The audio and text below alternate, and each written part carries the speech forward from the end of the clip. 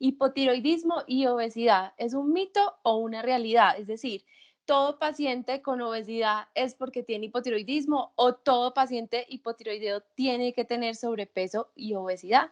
Entonces, ahí está la pregunta que quiero compartir con ustedes el día de hoy. Soy médica veterinaria zootecnista del CES con maestría y énfasis en endocrinología también de la Universidad CES. Actualmente docente universitaria, trabajo en el área de consulta general y especialista en la clínica veterinaria del CES y hago interconsulta también en diferentes clínicas del país y con el doctor Sergio, que también lo considero gran amigo, podemos ver muchos casos interesantes y ayudar a estos pacientes a salir adelante. Si tienen preguntas, las pueden ir haciendo. Es un gusto compartir con todos ustedes. Empecemos entonces. ¿Por qué hablar de obesidad y de hipotiroidismo? Creería yo porque la epidemiología de ambas patologías es bastante amplia, pero sobre todo de la obesidad. La obesidad se considera como un problema de salud mundial. Es un problema que en Estados Unidos está ampliamente estudiado. Incluso existe esta asociación, la Asociación para la Prevención de Obesidad en Mascotas, que hace encuestas anuales y en el 2018 nos decía que el 60% de la población de gatos y el 56% de la población de perros presentaban sobrepeso u obesidad. O sea, más de la mitad de la población de perros y gatos en Estados Unidos presenta esta condición de salud. En América Latina no estamos lejos. Yo creo que cada vez vemos más pacientes con problemas de sobrepeso, especialmente en la especie felina, pero también en caninos. Y en caninos va a entrar el tema del hipotiroidismo porque también es una de las enfermedades de mayor prevalencia. Si bien es aún mal diagnosticada en ciertos casos porque se nos olvida un poco el síndrome del enfermo eutiroideo, sí vemos una alta presentación, o sea, de todas las endocrinopatías que pueden cursar los pacientes caninos, la tiroides es una de las principales afectadas y allí se encuentra el hipotiroidismo. Y por supuesto, vamos a ver que sí es el causante del sobrepeso y obesidad, pero hay otro abanico de posibilidades que están generando en nuestro paciente esta alteración.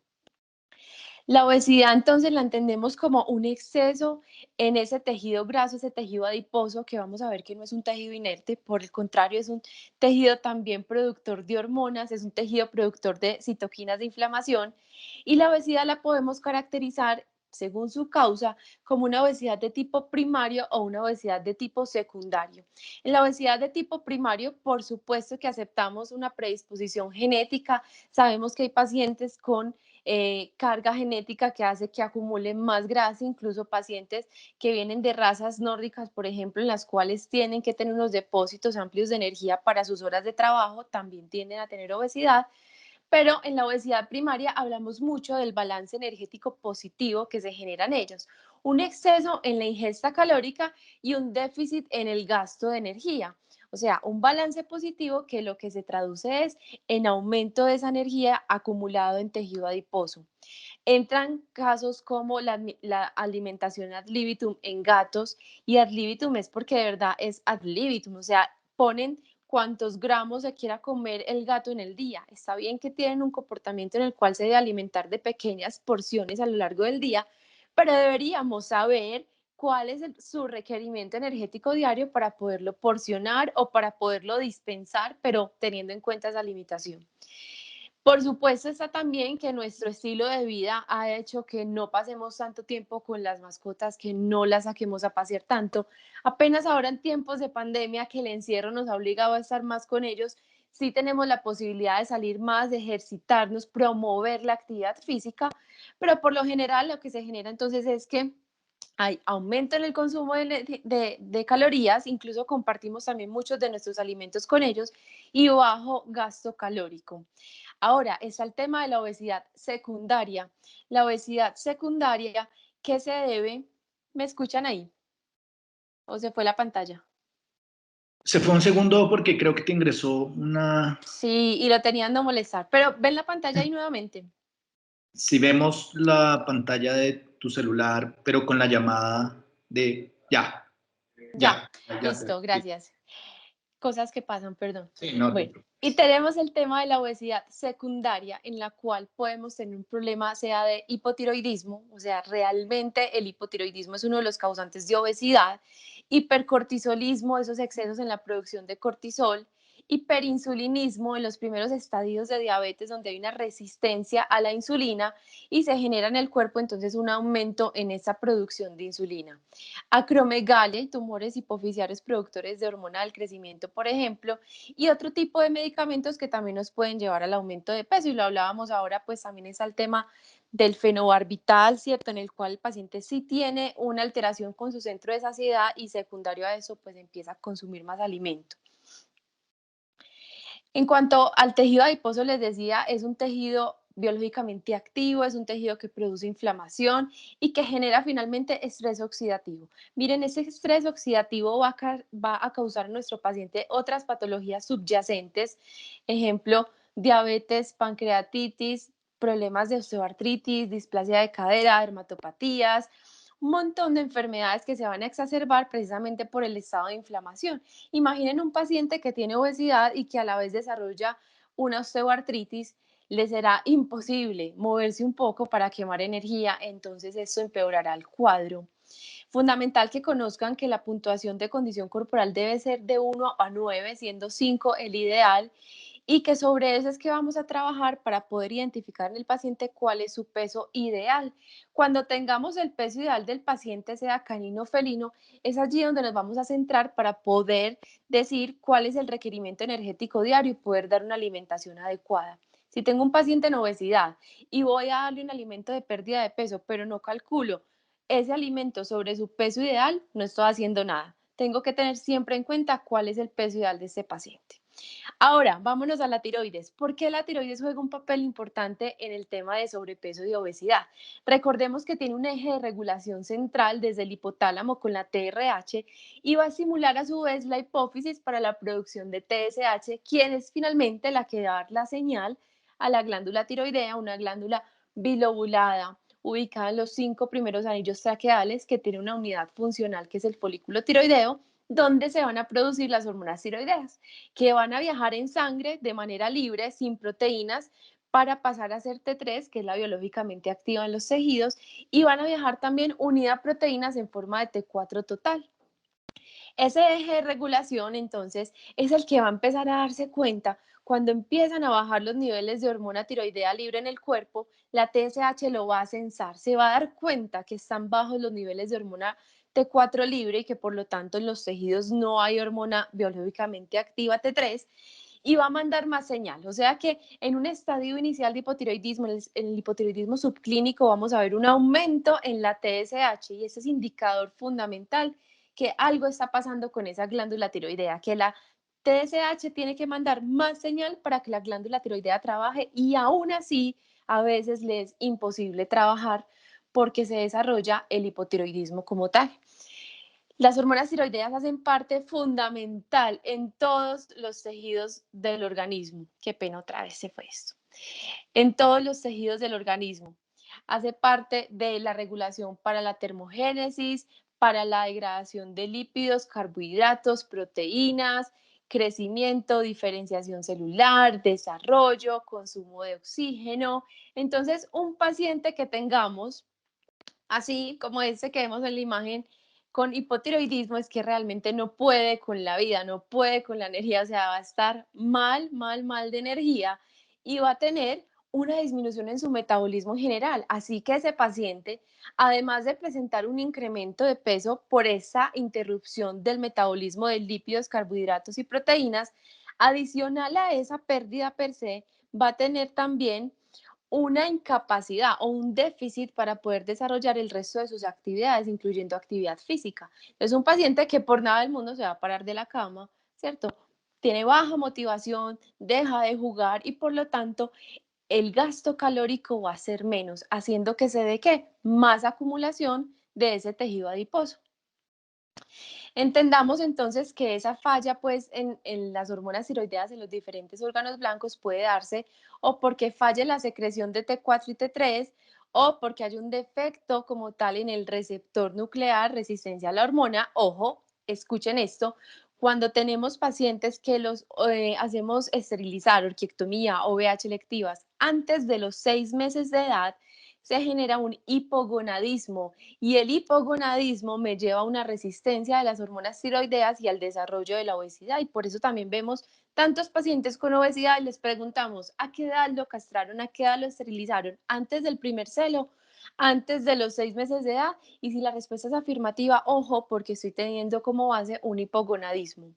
Ahora, también puedo tener un hipotiroidismo de tipo secundario, cuando el problema está en hipófisis por una falla en la secreción de TSH. Pero es importante que sepan que en nuestros pacientes caninos adultos la principal causa es de tipo autoinmune. El 60% de los pacientes con hipotiroidismo caninos presentan una autoinmunidad por esta enfermedad, una tiroiditis linfocítica autoinmune, en la cual se empieza a generar un infiltrado de estos compuestos inmunogénicos inflamatorios en la glándula, generando disminución en la producción de hormonas tiroideas y va a predisponer a largo plazo a un linfoma tiroideo y en otros casos pues va a generar una atrofia de la glándula. Se puede generar en un principio nodulitos, se puede generar bocio, que es como una hiperplasia de la glándula, y que es muy importante que sepan que puede dar desde la juventud. Ese es otro mito que vamos a tumbar hoy acá, porque no es cierto que los pacientes hipotiroideos tienen que ser mayores de 4 años. La tiroiditis puede empezar desde el año a los 3 años de edad. Si vemos una enfermedad eh, tiroidea, o sea, un hipotiroidismo antes del año de edad, podemos decir que puede hacer un cretinismo, por ejemplo, una falla, pues una dishormonogénesis desde el nacimiento. Pero en pacientes a partir del año de edad se puede dar esa condición autoinmune que lo llamamos tiroiditis linfocitaria y es la causa principal de hipotiroidismo en caninos. ¿Cómo puedo ver un paciente con hipotiroidismo? ¿Puede ser subclínico? Claro que sí, puede ser subclínico. O sea, no tiene que ser obeso, con piodermas, con otitis, con dislipidemias gravísimas. Puede ser un paciente que yo lo vea como estos, un poco de aumento de peso, que lo vea como el golden que ustedes están viendo en pantalla, un golden súper lindo, pero supremamente agresivo, o sea, con problemas importantes de comportamiento, y que también puedo ver un paciente en perfecta condición externa al examen físico, pero que le voy y le tomo una muestra sanguínea y tengo una dislipidemia, tengo aumento de colesterol, en algunos casos también se da el aumento de los triglicéridos y aumento en la fosfatasa alcalina como indicadores químicos. Los problemas de comportamiento están bastante asociados al hipotiroidismo. Sepan que 1,7% de los casos de agresividad en caninos se relaciona con hipotiroidismo. O sea que, ojo, porque si yo estoy teniendo un paciente con agresividad y es su único signo clínico, puedo pensar en que está desarrollando un hipotiroidismo. Son pacientes que pueden tener miedo o timidez extrema y los he tenido y al tratarlos mejora muchísimo su socialización con problemas en el aprendizaje, con ciertas alteraciones neurológicas por alteraciones con la dopamina y con la serotonina. Así que muy importante tener en cuenta también este aspecto. En cuanto al hipotiroidismo clínico, típico Beagle, con fascia trágica, con otitis recidivante, con mucha inflamación, y ya son signos más manifiestos y ya la persona también consulta porque si hay un aumento importante de peso, porque el paciente ni siquiera quiere comer y aún así aumenta de peso. Y eso es porque ya hay menor biodisponibilidad de la hormona para poder entrar a la célula y ejercer su efecto. En este punto es muy importante medir la T4 libre, aunque siempre les digo, midamos todo el panel, TSH específica canina, T4 libre, T4 total, colesterol, triglicéridos, bioquímica general, para darnos cuenta cómo está variando ese eje en relación al inicio de la disminución de las hormonas tiroideas en sangre. Siempre, siempre estudiar la TSH. Importante que reconozcamos que también existe el síndrome del enfermo eutiroideo. O sea, las enfermedades no tiroideas pueden afectar el metabolismo de las hormonas tiroideas como tal. Entonces, tengo un paciente en hospitalización, está con un problema inflamatorio, infeccioso, ¿cierto? Y yo sospecho que pueda tener también un problema de tiroides. Por favor, recupere lo primero de ese proceso y después haga las mediciones pertinentes y acompañe también el diagnóstico de una buena ecografía de cuello y tiroides. Acá que vemos en el síndrome del enfermo de tiroideo, sobre todo una disminución de la T4 total. ¿Por qué? Porque es la que está unida a proteínas y son las proteínas las que más se nos van a afectar en otro tipo de condiciones médicas del paciente. ¿Voy a clasificar a mi paciente? Claro que sí, yo quiero saber mi paciente si está en un hipotiroidismo clínico o subclínico. ¿Por qué? Porque de esto va a depender también el tratamiento. Tengo la clasificación clínica de hipotiroidismo subclínico en grado 1 y grado 2. Esos son los grados subclínicos, en el cual grado 1, por ejemplo, yo tengo unas hormonas en sangre normales. Si hago un test de TRH voy a tener hiperrespuesta y si hago una ecografía voy a ver un volumen total tiroideo que puede empezar a estar aumentado. En el grado 2 voy a empezar a tener ya un aumento gradual de la TSH y T4 libre y total normal. Miren acá la importancia de la TSH. Voy a tener también por ecografía un volumen total tiroideo aumentado.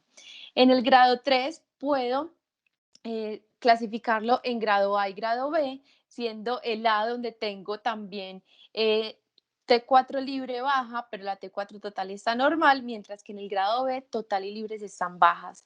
Y aparece el tema de los anticuerpos, anticuerpos antitiroideos que desafortunadamente no tenemos cómo medir en nuestro medio porque no son específicos de la especie, entonces cuando los intentamos medir siempre nos salen negativos y en pacientes pues realmente con un hipotiroidismo importante. Ahí voy a tener también el volumen total tiroideo aumentado. En un grado 4 clínico voy a tener ya un leve aumento de la TSH. ¿Por qué? Porque se cansa de mandar el mensaje. La TSH dice, ya, no quiero mandar más mensajes, nadie me está parando bolas. Entonces empieza a disminuir y tengo T4 total y libre bajas, los anticuerpos van a desaparecer y ojo, porque acá ya puedo tener por ecografía un volumen total tiroideo disminuido debido a una posible atrofia tiroidea. Muy bien, saltándonos acá un pasito para dar las conclusiones más importantes, quiero decirles que una vez ustedes hayan diagnosticado y clasificado a su paciente, es muy importante que enseñemos a las familias de cómo dar el tratamiento. El tratamiento es sustitutivo, damos una hormona, la hormona que le falta, damos levotiroxina. Esa levotiroxina puede ser de uso humano o puede ser presentación canina. No cambia nada, es el mismo principio activo, solamente varía la concentración a la que viene. Entonces, les hago acá pues un resumen que hay una escuela gringa que nos dice suplementar levotiroxina a 0.01 a 0.02 miligramos kilo cada 12 horas o cada 24 horas. Y está la escuela argentina que nos dice, venga, clasifiquemos según los grados, vamos dando la suplementación. Y la escuela argentina, pues que nace de la escuela europea, es con la que más voy porque hay veces que unos grados subclínicos no necesitan tanta dosis de levotiroxina como si un grado clínico. Entonces, ustedes saben, farmacología no es ninguna receta de cocina, hay que ver cada caso y saber qué es lo mejor para el paciente. Pero sí tengan en cuenta esto, para que el medicamento se pueda absorber, se debe dar siempre una hora antes de comer, una hora antes del desayuno y una hora antes de la cena, si lo voy a dar cada 12 horas, que es la indicación realmente, porque la vida media del medicamento es cada 12 horas. No mezclar con otros alimentos ni con otras comidas, del empaque a la boca, o sea, no sacar del empaque, no poner en pastilleros, no partir, no macerar, no mezclar con nada para que se pueda absorber. Cuando lo damos bien, se absorbe todo. Y si lo damos con comida o algo más, se disminuye la absorción en un 45%. Siempre conocer entonces los controles. ¿Qué controles voy a hacer? Voy a medir T4 total 5 horas post pastilla, voy a medir T4 libre TSH en ayunas, voy a hacer, por supuesto, ecografías de seguimiento, o sea, muy importante saber qué voy a hacer. Y evaluar en el tiempo cómo mi paciente va cambiando. Esto es lo que me va a decir que voy por buen camino. Entonces, a la semana el paciente ya va a tener mejor estado de alerta, actividad física se va a ver aumentada, el sobrepeso va a mejorar en unas 2 a 4 semanas, alteraciones dermatológicas se tardan un poco más y tener cuidado porque si mi paciente está cursando con una tirotoxicosis, cuyos signos clínicos son polidipsia, poliuria, polifagia, jadeo, pérdida de peso, hiperactividad, taquicardia y pirexia, tengo que suspender inmediatamente el medicamento y a los pocos días se van a ir los signos. ¿Qué vamos a concluir entonces? Primero, el hipotiroidismo sí nos puede llevar al aumento de peso en fases iniciales, pero el aumento de peso también se da por los bajos niveles de energía que generan en el paciente un déficit en su capacidad para desarrollar actividad física. Ese paciente sí está ganando un poco de peso por el mismo hipotiroidismo, pero también porque no es capaz de hacer las actividades que antes hacía. El componente emocional y psicológico influye directamente en la motivación del paciente, agravando el cuadro de obesidad. Entender que la tiroides está muy relacionada con las emociones de nuestro paciente y saberlas manejar, saber hacer un buen enriquecimiento, buenas actividades para mi paciente, para mi perro, acompañar a las familias en este proceso para que también hagan más actividad física.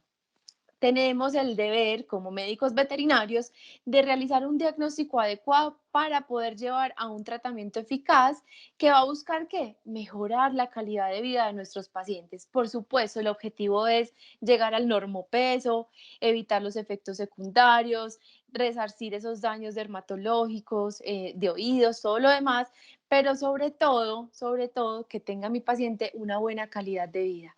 Es una enfermedad dinámica, o sea, mi paciente listo, ya empezamos un tratamiento, por lo general es un tratamiento sustitutivo de por vida, pero yo tengo el deber de acompañar al paciente y a su familia durante todo el tiempo, hacer controles, saber si ya está llegando una edad más adulta, geronte, tengo que bajar la dosis de esa levotiroxina.